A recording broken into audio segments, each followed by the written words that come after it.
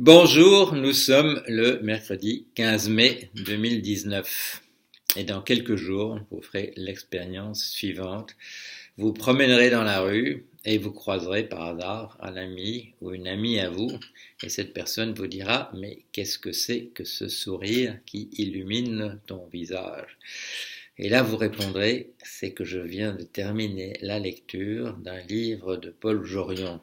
Et d'autres personnes ne diront non, tu plaisantes, pas le type qui écrit des bouquins cafardeux sur la fin du monde ou des machins invraisemblables sur des trucs qu'on ne comprend pas en finance. Et vous direz si, si, c'est la même personne. Alors, je vais vous dire, moi, je suis l'auteur. Il y a une astuce. Il y a une astuce. J'ai déjà expliqué qu'à cette époque-là, j'étais à San Francisco, aux États-Unis. Je vivais tout seul. Je parlais plus le français du tout, ni le matin, ni le soir, ni toute la journée, pendant des semaines et des mois.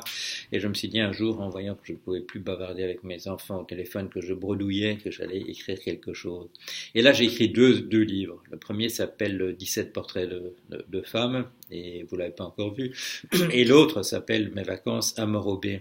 Le premier, c'était, je sortais d'une affaire invraisemblable, très très dure, et j'essayais j'essayais de comprendre ma relation avec les femmes, d'où ces 17 portraits qui sont une sorte de thérapie. J'ai écrit ça comme une espèce de thérapie pour me retomber sur mes pieds.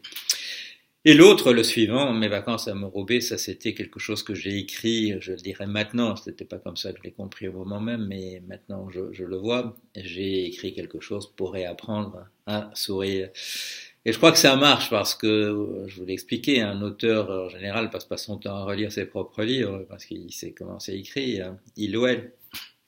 Mais il ou elle est obligé de le faire une fois, au moins, ça s'appelle les secondes épreuves. C'est un texte que vous envoie l'éditeur en disant maintenant on va imprimer ça, est-ce que vous êtes d'accord, est-ce qu'il y a encore des fautes, est-ce qu'il y a encore des choses à changer. Et là, quand je l'ai relu, j'ai eu la même expérience, heureusement, c'est que ça m'a apporté sur mon visage un grand sourire. Alors voilà, c'est un ouvrage chaleureux, qui aime à vivre, qui fait qu'on voit les choses du bon côté.